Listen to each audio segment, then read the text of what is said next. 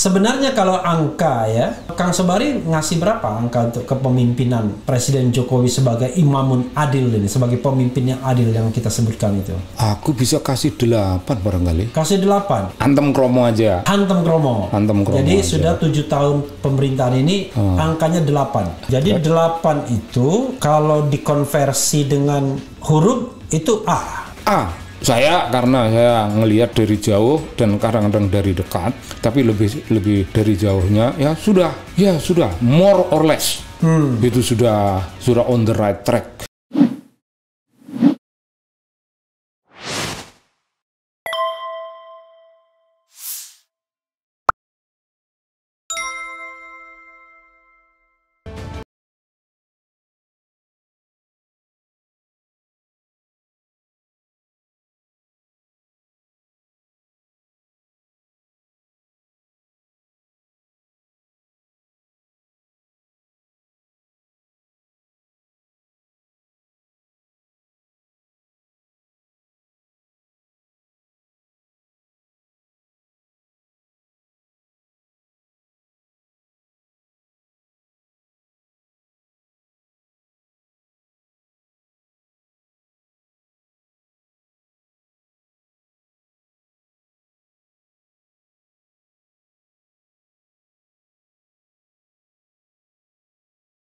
Tapi paling tidak kita menggemakan kembali komitmen bahwa pemerintah itu harus melayani rakyat. Pemerintah punya utang, yuk kita gemakan. Mungkin tidak terlampau. Pemerintah punya utang konstitusi ya? Iyalah. Bukan utang yang hampir 6.000 triliun itu? Bukan, utang kan? konstitusi. Utang konstitusi. Lebih besar lagi toh. Ya. Untuk adil, ya. Untuk menjadi pemimpin adil. Nah, pemimpin adil mewujudkan hutang-hutang macam gitu. Dituju ke situ. Karena saya ngelihat dari jauh dan kadang-kadang dari dekat, tapi lebih dari jauhnya ya sudah more or less.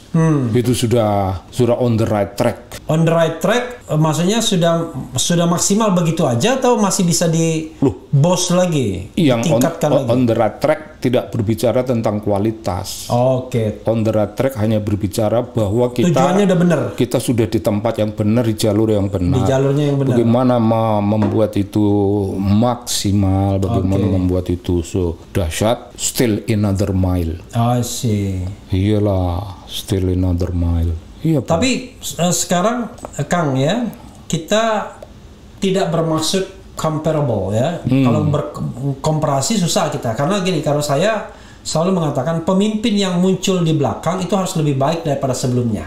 Oh iya. Karena dia punya kemewahan. Iya. Kan dia di belakang. Iya. Jadi kalau bersaing itu nggak bisa harus begini. Nah, kita imajiner aja kalau begitu. Sebenarnya kalau angka ya, Kang Sobari ngasih berapa angka untuk kepemimpinan Presiden Jokowi sebagai imamun adil ini, sebagai pemimpin yang adil yang kita sebutkan itu? Kalau angka. Aku bisa kasih 8 barangkali. Kasih 8? Ya. 8 itu konstan atau hari ini atau periode pertama?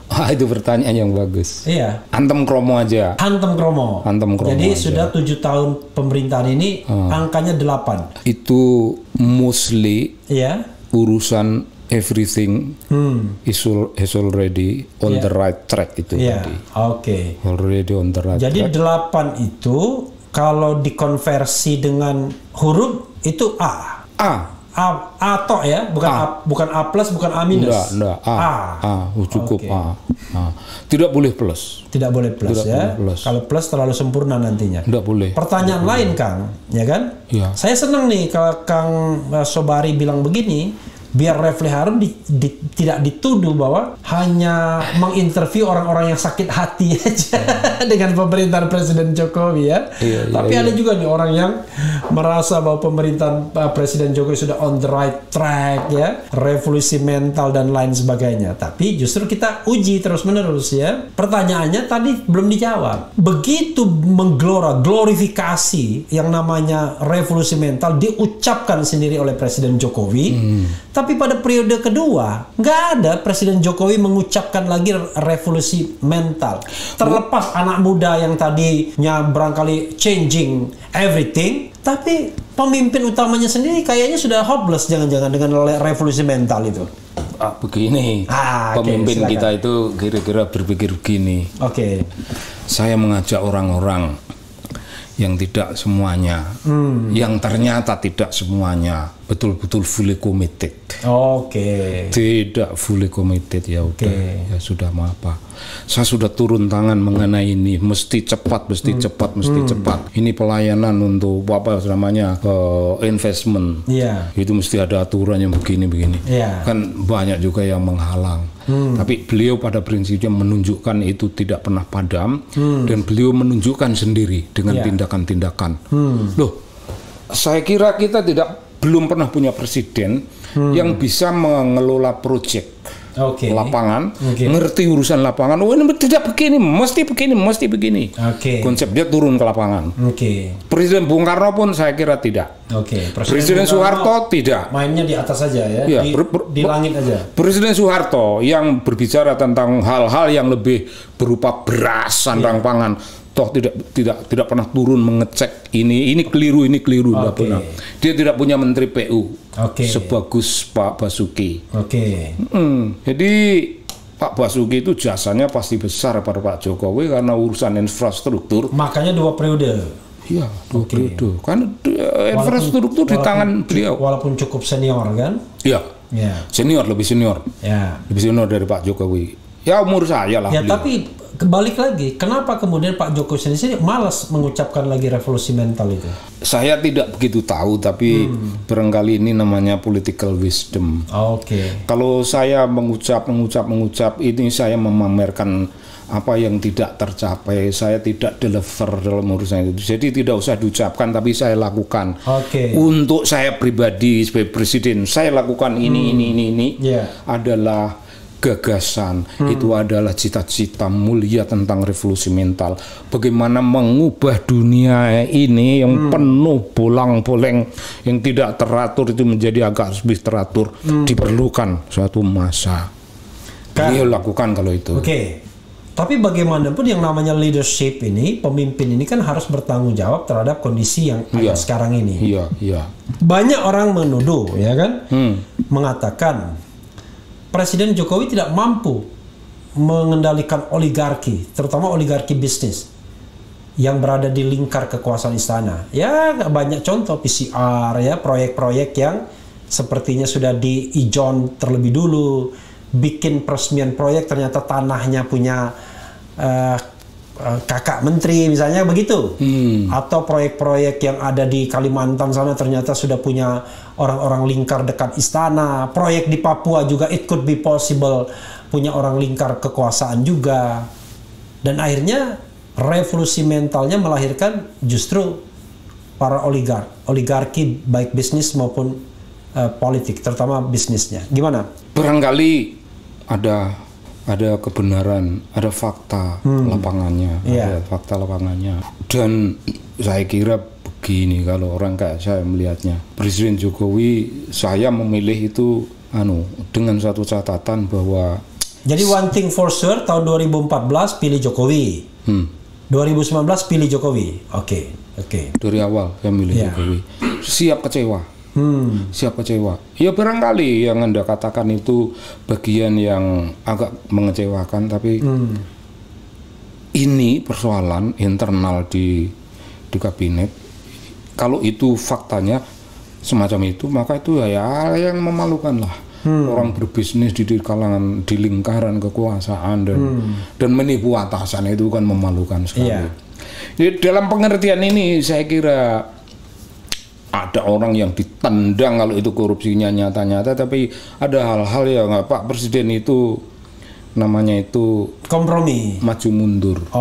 Maju mundur itu tidak karena kompromi. Saya kira beliau itu orang yang non konformistis, kalkulatif, harus menghitung kalkulasi politiknya.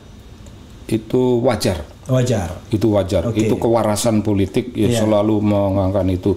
Sejauh itu tidak terlampau merugikan satu pihak lain, yang namanya rakyat.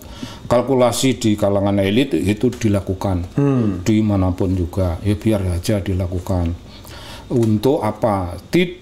bukan untuk sekedar mempertahankan kekuasaan, tetapi untuk bisa lebih meneruskan lagi. Karena orang yang kita tidak tahu deal di dalamnya, orang yang menyimpang itu diberitahu apa pada sanksi apa, you mesti begini, dan harapannya kan suatu perubahan.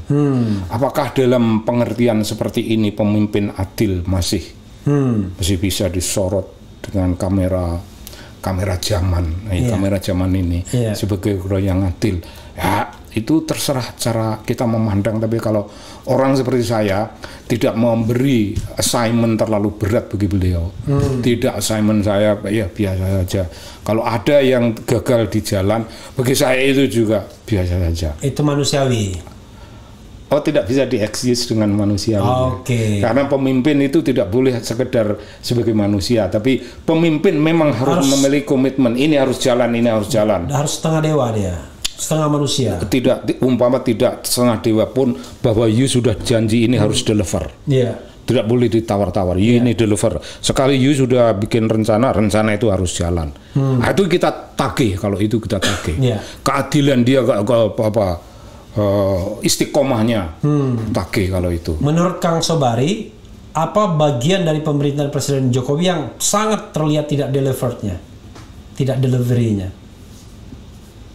Barangkali yang berhubungan dengan orang yang memanfaatkan situasi COVID dan bisnis itu. Good governance. Itu bagian dari kurang good governance. Kurang good governance. Transparan, tapi deliverability-nya menjadi persoalan. Sudah transparan, itu terdeteksi, ini ada Pak gini, ini transparan.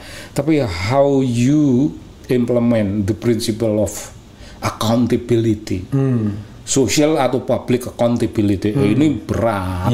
Ini perkara yang berat ini. Tapi saya tidak kecewa, saya sudah berjanji. Saya memilih dan tidak akan terlampau kecewa. Begitu. Ya, ini sekali cebong tetap cebong. Barangkali tidak itu ya. Tidak itu. Tidak itu. Itu kan Bung. Itu kan identitas fisik itu. Tidak begitu menarik. Tidak begitu menarik. Menjadi bagian dari apapun ya. Kalau identifikasinya itu yang menjadi identifikasi kita, bagian dari self identity kita ialah sesuatu yang namanya quality. Bukan pada ini. Nah, cebong dan tidak cebong is nothing. Dua-duanya itu nothing. Ya? Akan tidak ada. No, there's nothing ya. Iya, tidak bakal tidak ada.